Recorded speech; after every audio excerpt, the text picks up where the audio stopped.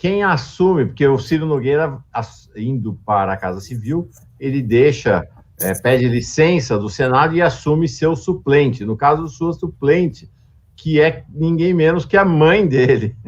Quem vai assumir a cadeira no Senado é a mãe do Ciro Nogueira. O Mário trouxe uma questão sobre a biografia do Ciro Nogueira. De fato, o Ciro Nogueira foi um fiel aliado do PT nos governos Lula e Dilma. Teve um papel importante na sustentação do governo e, olha, foi um dos mais perseguidos pela Operação Lava Jato. Sofreu pão que o diabo amassou nas mãos da Operação Lava Jato. E olha o que ele pensava em 2017, como o Mário falou, ele tem uma relação ainda hoje de enorme afetividade com o Lula. Podem escrever, Ciro Nogueira vai apoiar o Lula na eleição.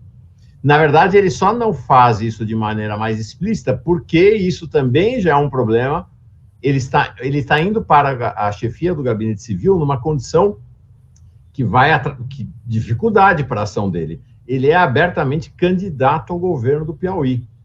Portanto, adversário político do Wellington Dias, que é o que é o líder do consórcio Nordeste. Então, para um político que vai para o Gabinete Civil de olho na sua eleição estadual, isso é claro que vai criar questões para a sua performance lá. Mas vamos olhar para o que Ciro Nogueira falou não faz muito tempo, em 2017, sobre Lula e Bolsonaro. Vamos ver se vai dar para ouvir.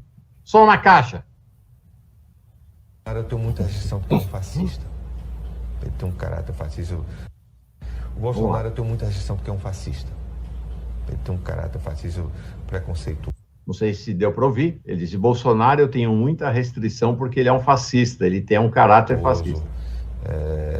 É muito fácil você ir para a televisão e dizer que vai matar bandido, que vai não sei o quê. Lula. O melhor presidente da história desse país, principalmente para o Piauí e o Nordeste. Lula, o melhor presidente da história desse país, principalmente para esse país e o Nordeste. E o Piauí e o Nordeste. Tem que pensar no Brasil. Eu não me vejo na eleição votando contra o Lula, Amadeu, por tudo que ele fez, por tudo que ele tirou de miséria desse povo. Eu não me vejo numa eleição votando... Eu não me vejo numa eleição votando contra Lula. Então, vocês imaginam quem o Bolsonaro está levando para a chefia da Casa Civil dele. Né? E aí, alguns breves paradoxos para devolver para vocês.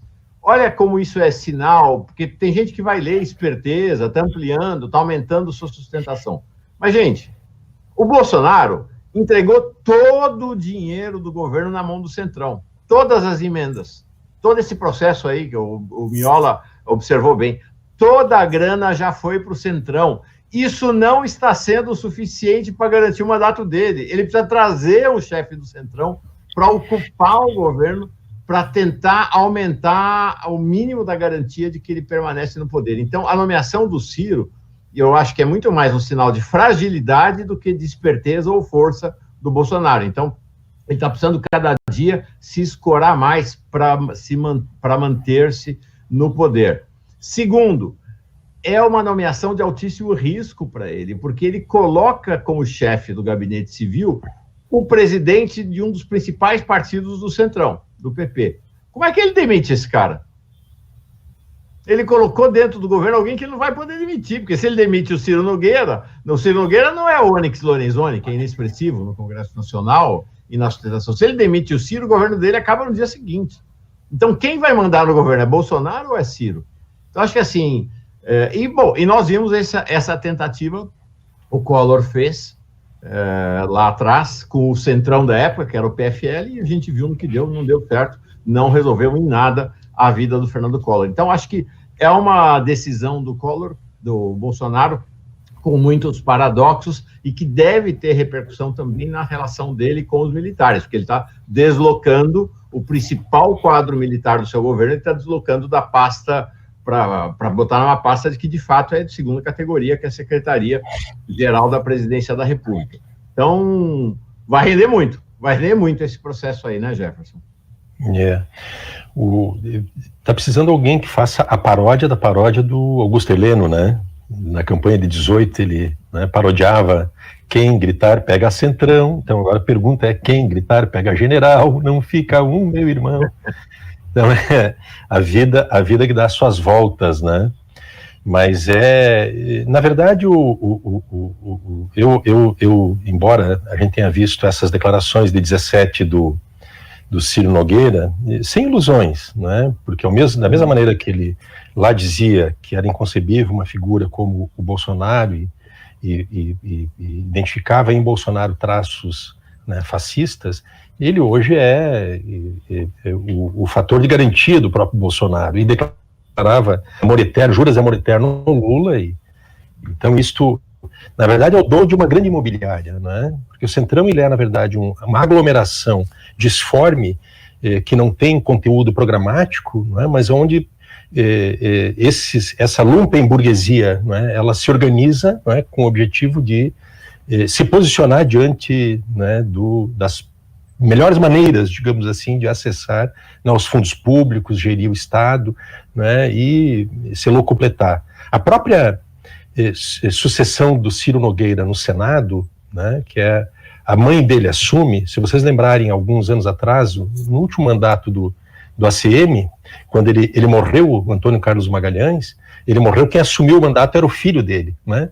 Então o Estado, a política, ela é tratada como um bem hereditário, né? E isso é uma herança colonial que nós trazemos, né? Nós somos produto, né, de um país altamente colonizado e que reproduz nas suas instituições e na sua forma de vida, né, esse padrão, né, patriarcal, das capitanias hereditárias, né, de uma dominação escravocrata e racista, né? Isto é a expressão disso.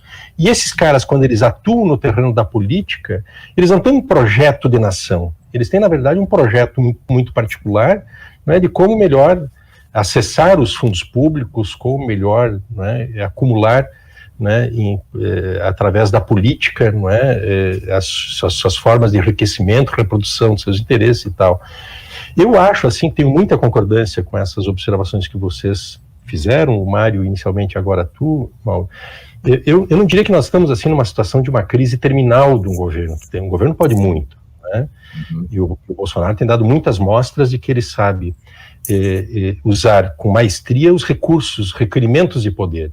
Acho que por mais que a gente questione, por exemplo, determinadas opções que faz o Bolsonaro, atitudes que ele toma, como, por exemplo, esta da escolha de um procurador da República por fora da lista tríplice, isso é uma prerrogativa dele. E ele faz isso porque ele tem absoluta consciência que o poder tem que se autorreproduzir, tem que se autopreservar, ele tem que se autoafirmar permanentemente. Ele tem que ter à sua disposição, né, dispositivos que o protejam.